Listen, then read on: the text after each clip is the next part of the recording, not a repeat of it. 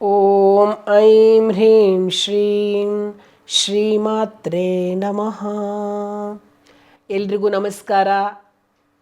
2026ನೇ ಇಸ್ವಿಯ ಹೊಸ ವರ್ಷದ ಹಾರ್ದಿಕ ಶುಭಾಶಯಗಳು. ನಾನು ಡಾಕ್ಟರ್ ಅನಸೂಯ ರಾಜೀವ್. ಕನ್ಯಾ ರಾಶಿಯ ವರ್ಷ ಭವಿಷ್ಯವನ್ನು ನೋಡೋಣ. ಕನ್ಯಾ ರಾಶಿಯವರು ಬಹಳ ಸಹನಾಮಯಿಗಳು. ಅವರು ಈ ಜೂನ್ 1ನೇ ತಾರೀಕು ತನಕ ಅಂದರೆ ಒಂದು 5 ತಿಂಗಳುಗಳ ಕಾಲ ಮಾತ್ರ ಸ್ವಲ್ಪ ಕಷ್ಟ ಇರುತ್ತೆ. ಕಷ್ಟ ಅಂದರೆ ತುಂಬ ಕಷ್ಟ ಅಂತಲ್ಲ, ಸ್ವಲ್ಪ ಈಗಿದಿರಲ್ಲ ಆ ಒಂದು ಸ್ಥಿತಿಗತಿಗಳಲ್ಲಿ ಇಳಿಕೆ ಕಂಡು ಬರುತ್ತೆ. ಆನಂತರ ತುಂಬ ಚೆನ್ನಾಗಿದೆ ಅವರ ಒಂದು ಜೀವನ. ಏನಪ್ಪ ಅಂತಂದರೆ ನಿಮ್ಮ ಒಂದು ಸ್ಥಿತಿಗತಿಯಿಂದ ಈಗ ಸ್ಟೇಟಸ್ ಆಗಿರ್ಬೋದು, ಯಾವುದೇ ರೀತಿ ಇವಾಗ ನೀವು ಒಂದು ಥರ ಲೈಫ್ ಲೀಡ್ ಮಾಡ್ತಾ ಇರ್ತೀರ, ಸ್ವಲ್ಪ ಮಟ್ಟದ ಇಳಿಕೆ ಕಂಡು ಬರುತ್ತೆ.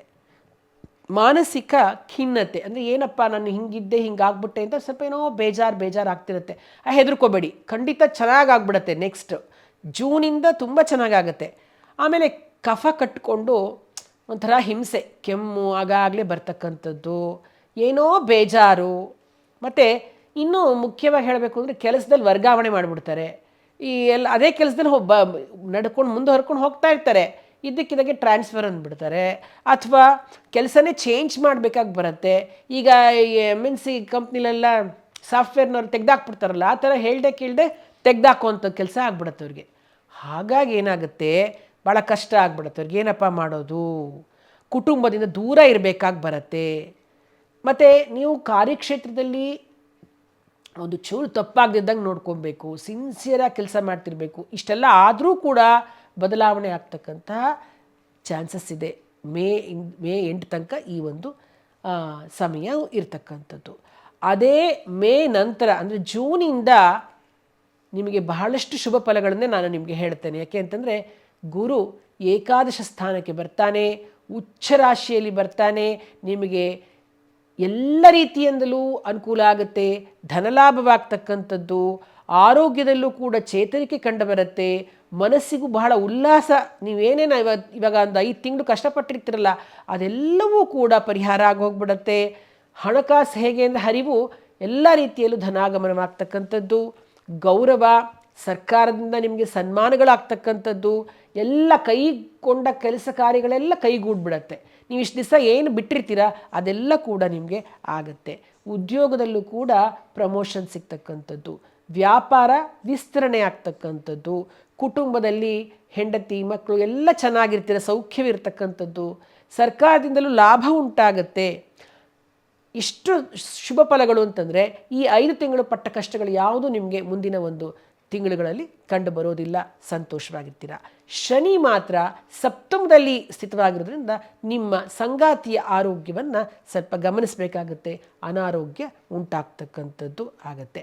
ಹಾಗಾಗಿ ಮತ್ತು ವಾಹನ ಚಲಾಯಿಸಬೇಕಾದ್ರೆ ಸ್ವಲ್ಪ ನೋಡ್ಕೊಂಡು ಓಡಿಸಿ. ಯಾಕೆ ಅಂತಂದರೆ ಸ್ವಲ್ಪ ನೀವು ಎಚ್ಚರ ತಪ್ಪಿದ್ರೆ ಕಷ್ಟ ಆಗುತ್ತೆ. ಹಾಗಾಗಿ ವಾಹನ ಚಲಾವಣೆ ಮಾಡಬೇಕಾದ್ರೆ ಭಗವಂತನನ್ನು ನೆನಪಿಸ್ಕೊಂಡು ಯದ್ವಾ ತದ್ವಾ ಓಡಿಸದೆ ಸರಿಯಾಗಿ ಓಡಿಸೋದನ್ನು ಮಾಡ್ತಕ್ಕಂಥದ್ದನ್ನು ಮಾಡಿ.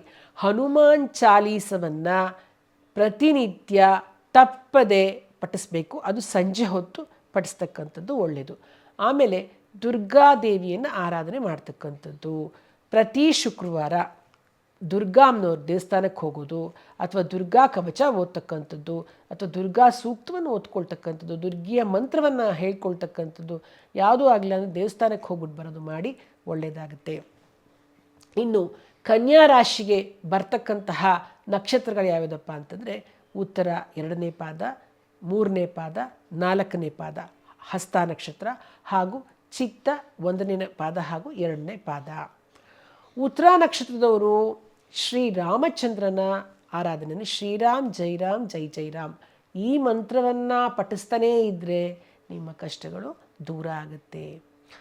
ಹಸ್ತ ನಕ್ಷತ್ರದವರು ಅಮ್ಮನವರನ್ನು ಯಾವುದಾದ್ರೂ ಸರಿ, ಲಕ್ಷ್ಮೀ ಆಗಿರಬಹುದು, ಪಾರ್ವತಿ ಆಗಿರಬಹುದು, ಸರಸ್ವತಿ ಆಗಿರಬಹುದು, ಅಥವಾ ನಿಮ್ಮ ಮನೆ ದೇವರು ಕುಲದೇವರು ಯಾರಿದ್ದರೆ ಆ ಸ್ತ್ರೀ ದೇವತೆಗಳನ್ನು ಆರಾಧನೆ ಮಾಡೋದ್ರಿಂದ ನಿಮ್ಮ ಜೀವನದಲ್ಲಿ ಸುಖ, ಶಾಂತಿ, ನೆಮ್ಮದಿ ಸಿಗ್ತಕ್ಕಂಥದ್ದು.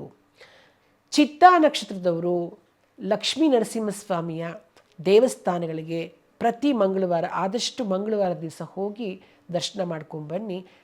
ಆಗಲಿಲ್ಲ ಅಂದರೆ ಬುಧವಾರನಾದರೂ ಹೋಗಿ ದರ್ಶನ ಮಾಡ್ಕೊಂಬನ್ನಿ, ನಿಮಗೆ ಒಳ್ಳೆಯ ಫಲಗಳು ಸಿಗುತ್ತೆ.